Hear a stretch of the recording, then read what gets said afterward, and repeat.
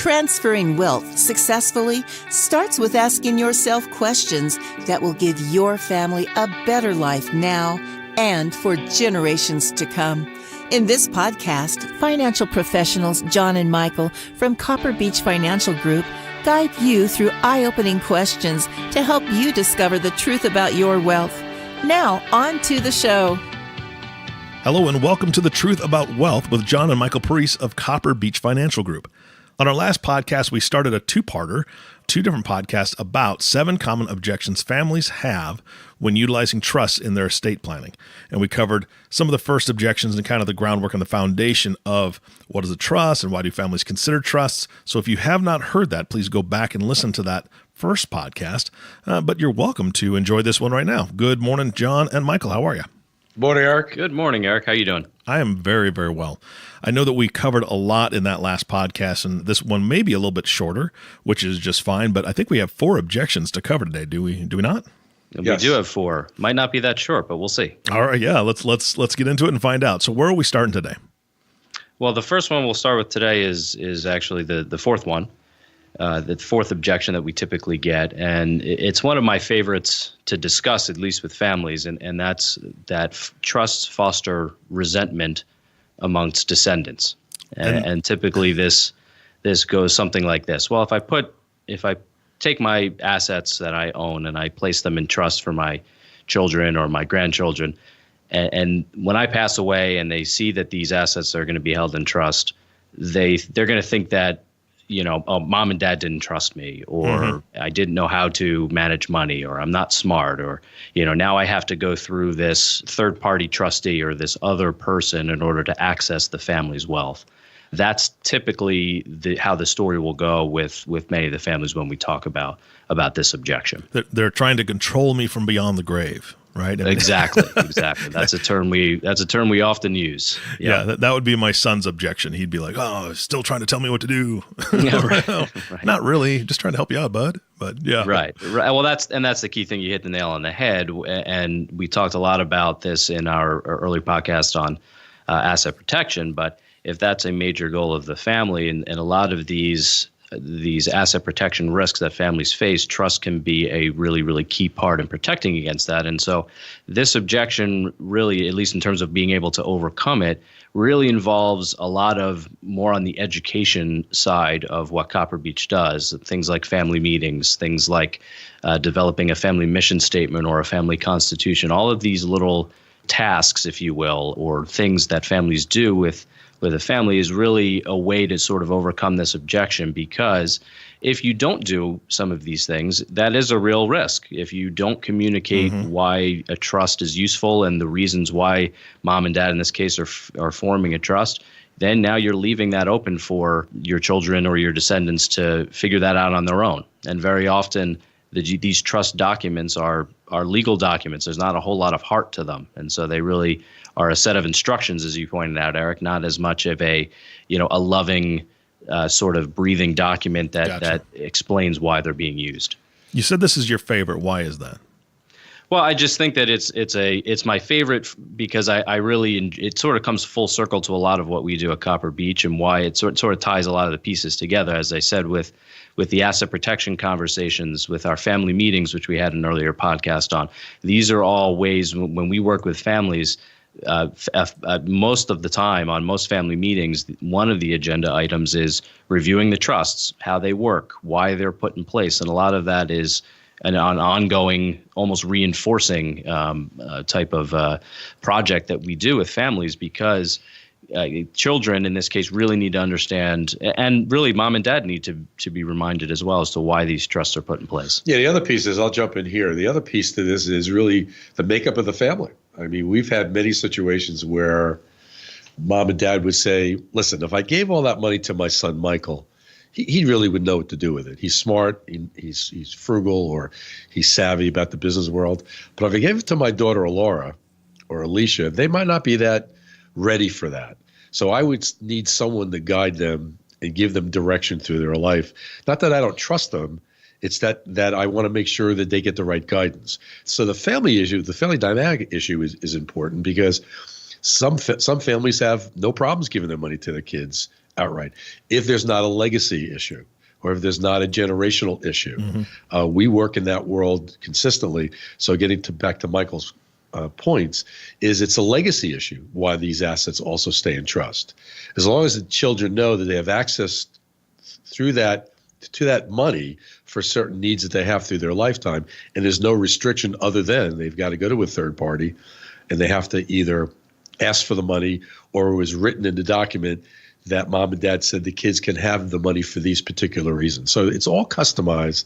It's all part of that, as Michael's point was, all about that communication, understanding during these family meetings, how these trusts work, why they were put together, and how they have impact in the kids' lives. So let me ask you this. Do you think, or do you see that this is received more as when you give the explanation, do you then become the bad guy in this scenario? This is why we advised, mom and dad to do this. Or do you believe that the kids have a better understanding of it to the point where they're like, you know what, I agree with this, that it should be in a trust because that's a great way to make sure things are taken care of? We were with the family yesterday. One of our clients just passed away recently. So we met with the family yesterday outside of Boston. And when you meet these families after someone passes, their need to have all the information, all the data, and the understanding of how everything is going to operate becomes very, very important. But at the end of the meeting yesterday, they all hugged us as we walked out the door.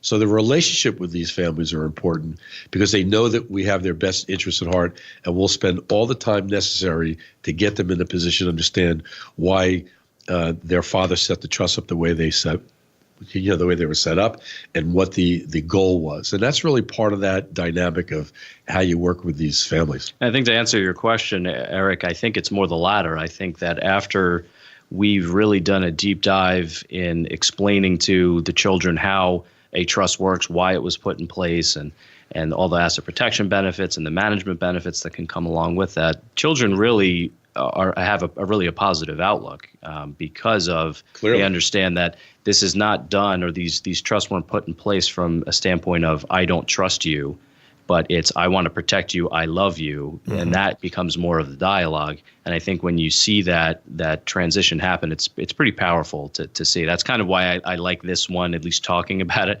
I call it my favorite objection, because I think it's really, you start off in one spot and you really come full circle. It's pretty cool to watch. Yeah, and I got to imagine that being a father and son team doing this and being able to present this together, that actually would be a huge advantage, and just saying, hey, this is, I would have no problem with this. And from your end, Michael, I would have no problem with this because I understand the concept of it. And from John's end, it's yeah, this is something I want to do to protect my children and show them how much I love them. And I think that family would be able to say, okay, well, I mean, they're honest with each other, and they're a great team, so something's working here. So. Yeah, I mean, and ways in which it can go wrong. If you imagine a scenario, and this probably happens all the time, unfortunately, but if you have, in our case, if this family that we mentioned where the father just recently passed away, if they didn't have somebody like Copper Beach, as an example, sort of helping and guiding the family through that process, you can imagine, mom and dad passed away, and if there was no intergenerational communication, all of a sudden, let's say the attorney now is involved in working with the kids, and they call the kids up and they say, little Dave, here is the trust. Your mom and dad put this in place. I am the trustee. Here are the rules around how you have access to the money. Here are my responsibilities. It's a very, very cold. And all of a sudden the children go, well, wait a minute. I didn't know that this was happening. And now that's that resentment that can pop up. So you really have to sort of cut it off at the pass and really do that intergenerational communication ahead of time to really make it all work. Yeah, we're such an advocate with that, as you've heard in the previous podcasts. We spent a lot of time communicating with the families and how they all operate together. That's fantastic. All right. Is there anything else with this objection that you want to cover, or are we going to move on? No, let's move on. Let's move on to number 5 here, which number 5 is feelings of unworthiness in beneficiaries. And this is a little bit of maybe a tricky one. And this is, it sort of takes, again, it gets back to the family educational process, but there are circumstances out there where families, and you're talking about the really, really wealthy families out there that, if you have, let's say, hundreds of millions of dollars that are passing down the generational line, if that, as an example, is invested, reasonably well, there's the possibility for future generations to never have to work again, They could live off of the trust assets for the rest of their lives. And believe it or not, that can develop senses of unworthiness, because now some of these beneficiaries lack this sense of personal accountability over the wealth. They don't have their own drive or their own passions to be able to, develop wealth on their own, as an example. So it's a really interesting dynamic. And again, I think the educational process can help avoid that a little bit. But that's what we're talking about from an objection standpoint. Is we often see families say, I don't know if I really want to put this trust in place, because I don't want my children or my descendants to feel like they don't have a say or a stake in how this family wealth is being run. And that's one objection that we get into a decent amount. Which is where typically we get at the design of these trusts, as having maybe potentially the children being co-trustees of the trust sometime in the future, where they get involved with the formal trustee to manage the assets of the trust, to developing, access to the money in different creative ways, or helping their kids with their education, whatever it might be. They become part of that transaction, which is very powerful. I mean, it's very interesting when you see everybody wants to really be self-sufficient, believe it or not, or most people want to be self-sufficient. I'll clarify that. And so that really, when you look at these trusts, and again, if you have a significant sum of financial capital in these trusts, really these beneficiaries want to feel like this trust isn't a hindrance to them, that it's empowering them, that it's helping improve their lives, not being a negative force in their lives. And so that's what this objection is really designed to talk about. Yeah, that's interesting. I mean, there's a whole psychological piece to that it's can't be easy to overcome in both the parents and also the kids. And so, again, just going right back to the family meeting issue, I know that's where probably that bridge is gapped, and they're kind of made to understand almost how this can be a positive or a negative, and then they have to make that decision on how they want to handle that. It has to be there. It has to start there from the beginning, and it's never too soon to get that communication to the kids, regardless of their. Obviously they have to be old enough to understand the pieces, and that's late teens, early 20s. That's a good starting point for a lot of the families that we speak to.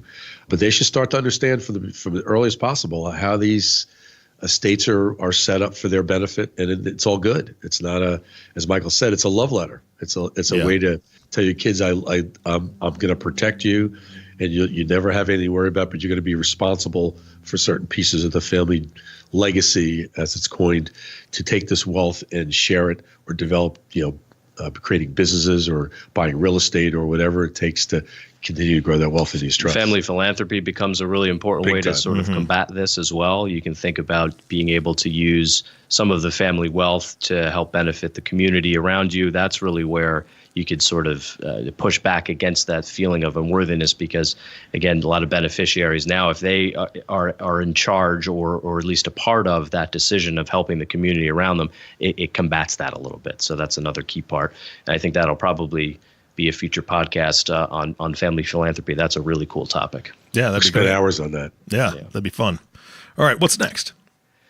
Next is what are we on? Number 6, I think. Yeah. This is trust lack or foster a lack of work ethic in future generations. It actually kind of ties in to the last one that we just talked about. But pretty much every family that we work with is when they accumulate enough financial capital where their children can theoretically never work again.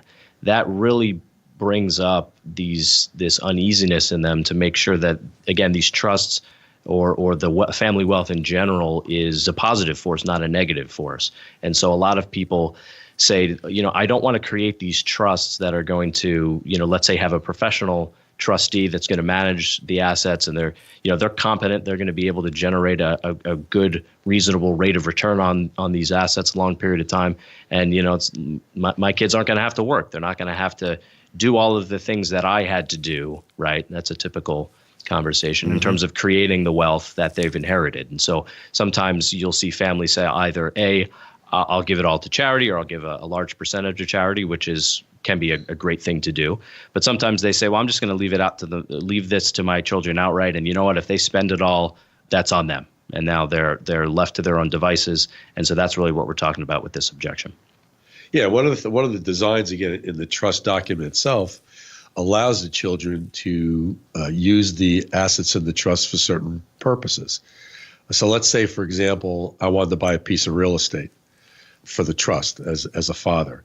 I could buy that real estate in the trust and let my son run that real estate, teach him how to run that real estate or run the assets in the trust as part of that development of the assets growth for his generation and beyond. So there's a lot of different ways you could put language in these documents to have the kids become part responsible of what goes on in the future of these trust assets. And it can be very powerful getting the kids involved at that level. But that starts, again, back to the family meetings, educating them on why these trusts were set up for what purpose. And here's your piece of the pie. So it teaches them that work ethic. It gets them involved with the assets and not sitting around waiting for a check from the trustee. They're involved. And also there's another piece that we design is you have loan structures to these trusts. You could say you want to buy a house. Okay, you could borrow money from the trust, but you have to pay it back. So you can't, it's not a freebie. So you have to pay it back plus interest like you would with a bank. Mm-hmm. So a lot of different ways we could be creative with getting that work ethic to the children, but also have them enjoy the assets of the trust. So I really like the idea of purchasing the real estate and then having the son or grandson or daughter run that. I know there's a lot of different ideas out there. How do you educate your families on what ideas would work within that trust and how do you educate them on those and help them to implement them? We share options. Right. In other words, we have so much experience in trust design through the years. We've seen everything under the sun. So we can sit and talk to you, Eric, as an example, say, here's 15 ways you can have access to the trust, and here's 14 more ways you can teach your kids how to become responsible parties of the trust as co-trustees or help manage real estate or manage business assets or structural loan structures or a lot of the different asset structures you can create for these kids using the trust assets. Yeah, and the trust language very often can dictate, if you will, or explain how the trustee can use the assets in the trust to benefit the beneficiaries. If they want to, as an example, take a loan from the trust could have that language in there, or maybe the trust document itself doesn't have that language, but there is a separate, we call legacy letter. I talked about that a little earlier. A legacy letter is really not a legal document per se, but it is more of a explanation, again, trying to put some feeling or some emotion into values into an otherwise, kind of sterile legal document. But that really explains, here's how mom and dad, as an example, envision this trust being used for future generations of the family. We want to make it available. If you want to buy a house, as an example, well, we would encourage you to, because we want to foster a sense of work ethic in you, we would encourage you to borrow from the trust as opposed to treating it like a piggy bank and being able to pay that back over a period of time so that you're generating that sense of stewardship, if you will, over the trust, as opposed to it being my wealth, it becomes the family's wealth. So there's that whole dynamic that comes into it as well. So it's really, really, it's really interesting, and it takes a lot of time. I mean, this is not something that is done within an hour meeting, believe it or not. And that's one of, I think, when we go through an estate planning design, we really spend a lot of time with families in terms of going through these various options because,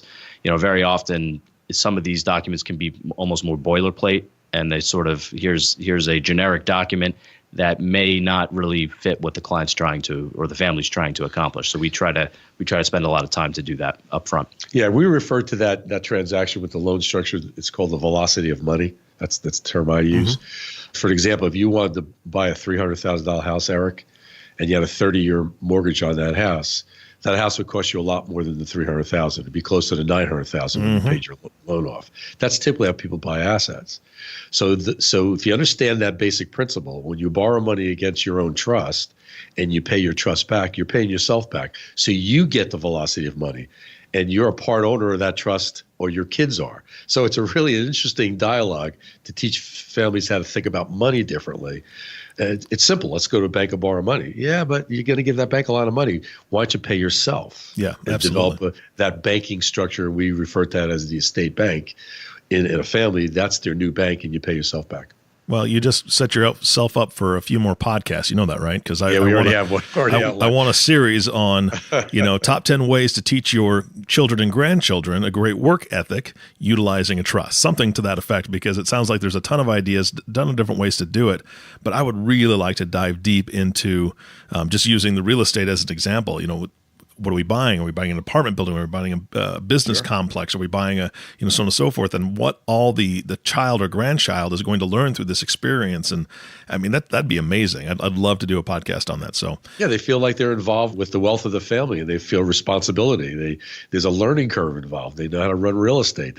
They learn so much, especially if you start them younger. The younger, the better. That's what I always say. When you start them when they're young, they learn good habits. And that's really the whole dynamics of these family meetings as well. We keep going back to these family meetings. I hope we express how important they are. Yeah. They are critical to family wealth transfer and wealth success. Yeah, absolutely.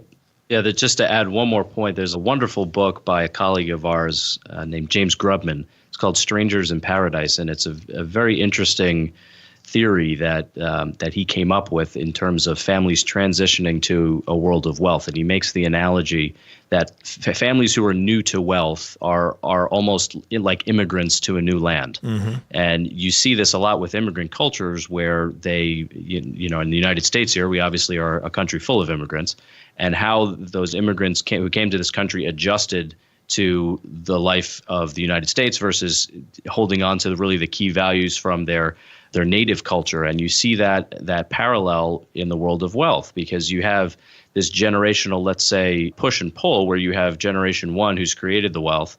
They've, came from nothing. Remember, we talked about that shirt sleeves to shirt sleeves proverb on an earlier podcast.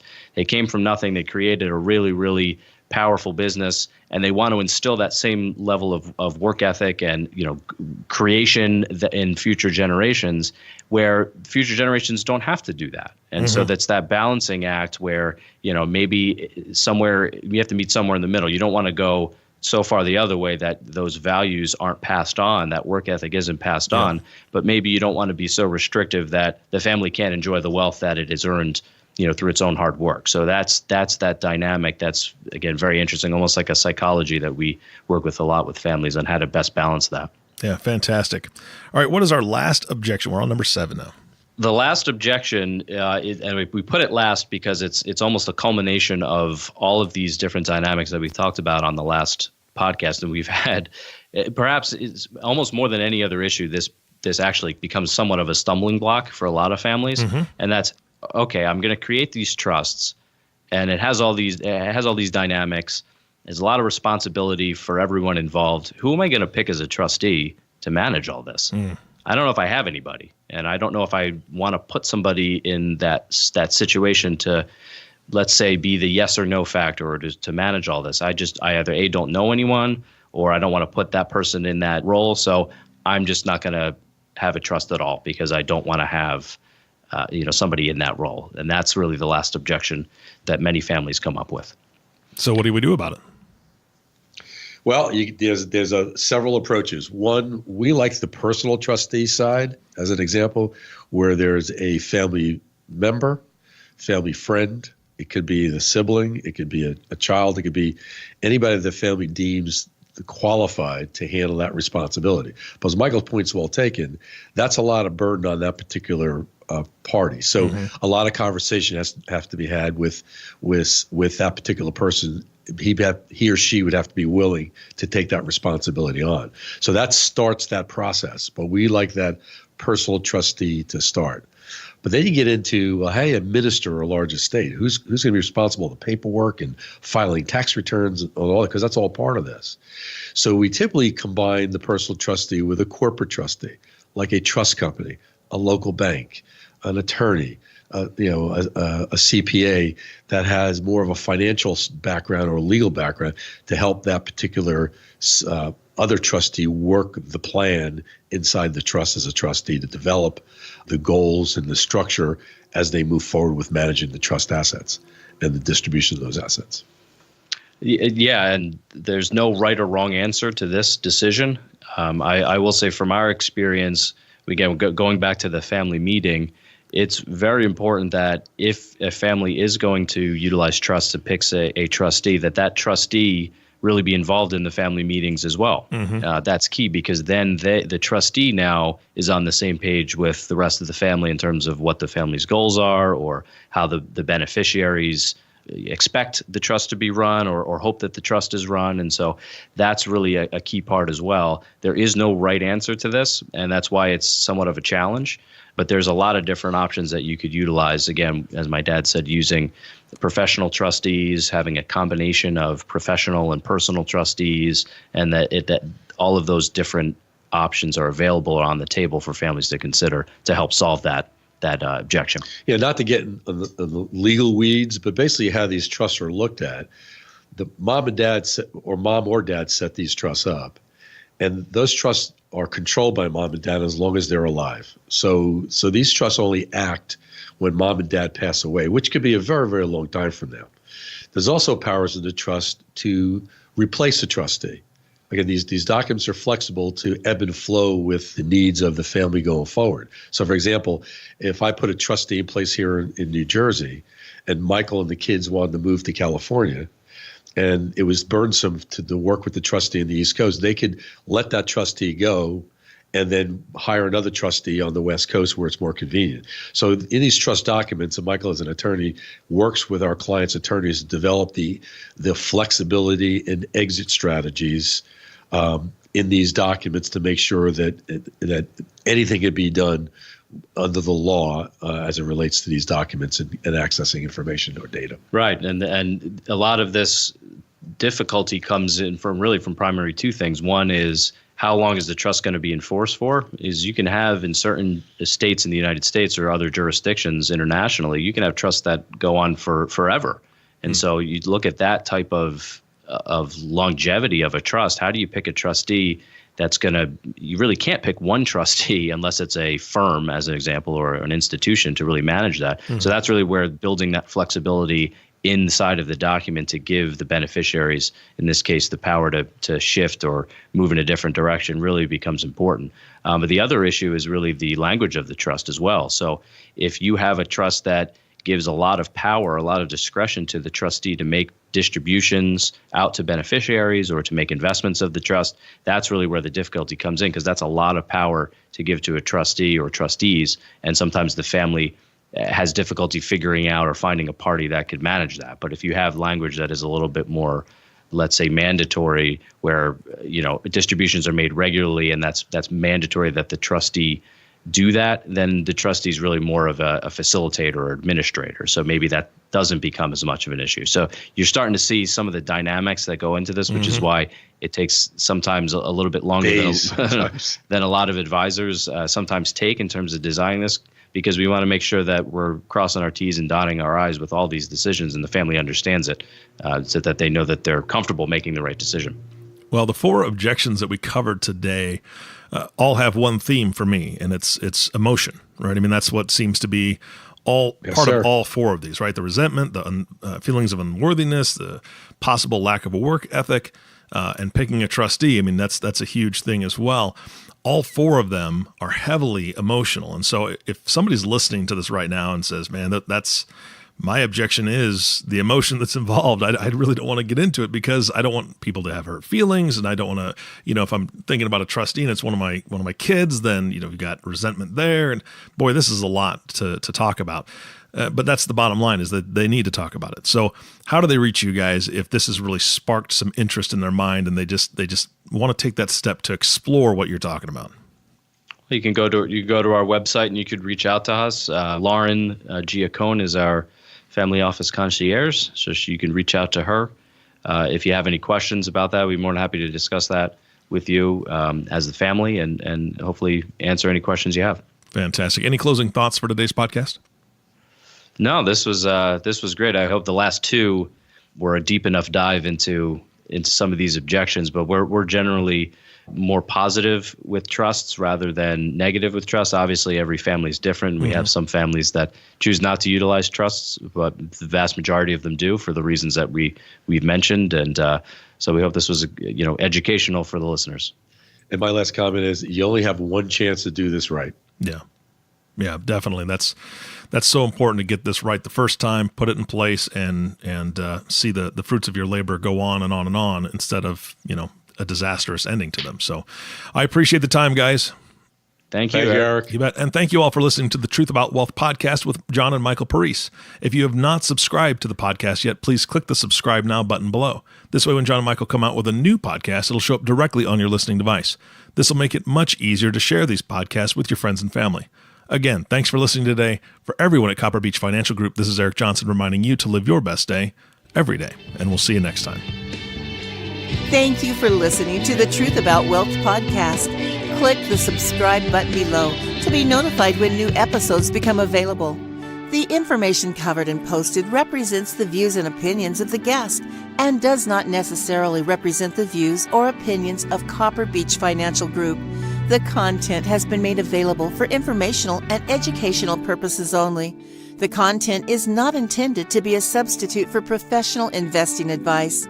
Always seek the advice of your financial advisor or other qualified financial service provider with any questions you may have regarding your investment planning. This material is for informational purposes only. Neither APFS nor its representatives provide tax, legal, or accounting advice. Please consult your own tax, legal, or accounting professional before making any decisions. Securities offered through American Portfolio Financial Services Incorporated, a member of FINRA SIPC. Investment advisory and financial planning services offered through American Portfolio Advisors Incorporated, an SEC-registered investment advisor. Copper Beech is an unaffiliated entity of APFS and APA. Any opinions expressed in this forum are not the opinion or view of American Portfolios Financial Services Incorporated, APFS, or American Portfolios Advisors Incorporated, APA, and have not been reviewed by the firm for completeness or accuracy. These opinions are subject to change at any time without notice. Any comments or postings are provided for informational purposes only and do not constitute an offer or a recommendation to buy or sell securities or other financial instruments. Readers should conduct their own review and exercise judgment prior to investing. Investments are not guaranteed, involve risk, and may result in a loss of principal. Past performance does not guarantee future results. Investments are not suitable for all types of investors.